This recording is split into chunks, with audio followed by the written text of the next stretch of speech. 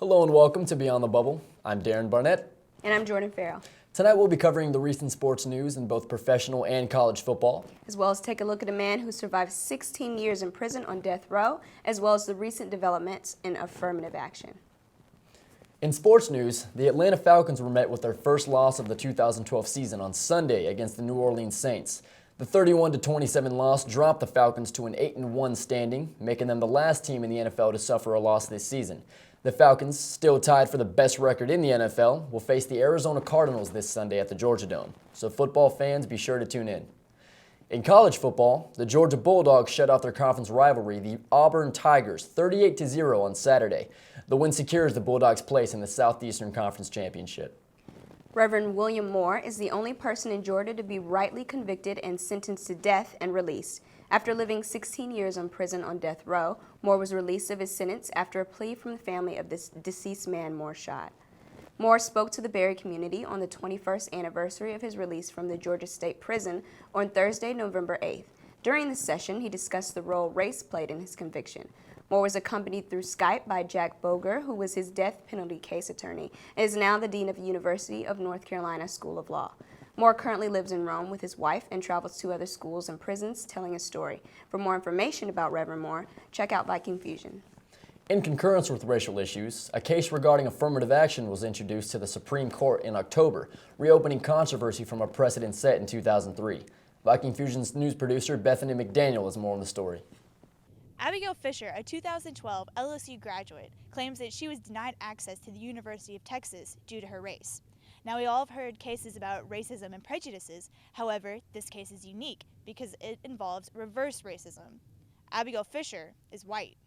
In 2008, Fisher took her case to the U.S. Supreme Court to appeal the precedent of affirmative action in the application process for schools and jobs.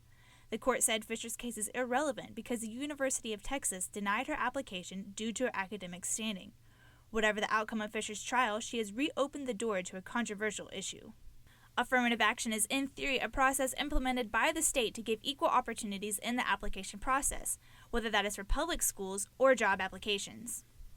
In the 2003 case, Grutter v. Bollinger, the Supreme Court allowed public colleges to take certain characteristics such as race and ethnicity into consideration when looking at potential students. This precedent was set in order to maintain a level of diversity, an alleged crucial aspect of a holistic education. According to LSU's newspaper, the Daily Reveille, schools such as Duke, Stanford, and Amherst College want to keep affirmative action, in addition to businesses such as American Express, Walmart, Kraft Foods, and General Electric. Tasha Toy, Director of Multicultural and International Student Programs, explained to me the benefits and disadvantages of having this stipulation for schools, and that it does not just apply to race. So it has been a very contentious discussion. The ones that are on for affirmative action says that it brings richness to a student population, that it makes sure that the student population is indeed diverse. And diverse does not only, again, mean racial background, but it also is cultural backgrounds. It also is about gender. The ones that are against it are saying, you know, we have evolved and we have been a learned society and we are all coming together. So why have affirmative action still in the forefront when we are all treating each other the same?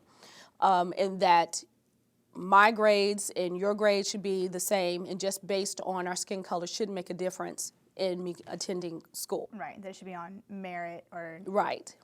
Dr. Toy also helped me understand that affirmative action and race quotas have recently been grouped together and at times feel interchangeable. A lot of people mix the two up. So affirmative action and the race quota aren't the same thing? No, they're not. Oh, okay. They're not. Quota means of a certain number, and it's very specific. Like I said, certain number of seats of a different group or a population. Affirmative action is a policy that states that we want to celebrate, or we would like to make, extend an extra, I wouldn't say hand, but extend livelihood or ways of saying come in. So it's taking those persons' demographic background. And please understand that it's not only about race, but it's also about gender too. So taking those things in consideration for selection, but not saying a specific number. According to admission counselors at Sewanee, the University of the South, middle-class white females have the hardest time getting accepted because their demographic accounts for the majority of college applicants. President Briggs also explained to me the issues women face when applying to colleges due to schools straining to reach a 50-50 male-to-female ratio. Berry, however, does not have this sort of standard. Berry's director of admission, Brett Kennedy, was unable to meet with me but stated through email that Berry does not take race into account during the application process because it is a private school.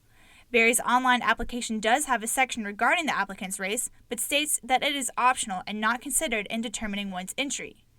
Dr. Toy believes the development of increasing diversity has come far, but there's still progress to be made.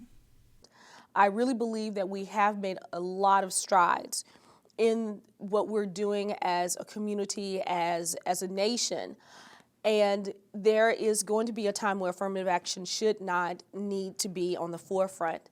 Is that time now? I don't know. But as it sits now, there's really not a win-win in this situation. Unfortunately, it'll be a winner and a loser. The Supreme Court last looked at Abigail Fisher's case on October 10th, and they will revisit the issue in June. Affirmative action, in theory, has many advantages and benefits. However, when put into practice, it has caused much controversy and, coincidentally, prejudice. Whether the 2003 precedent is revoked or reinstated, we'll have to wait and see. With Viking Fusion News, I'm Bethany McDaniel.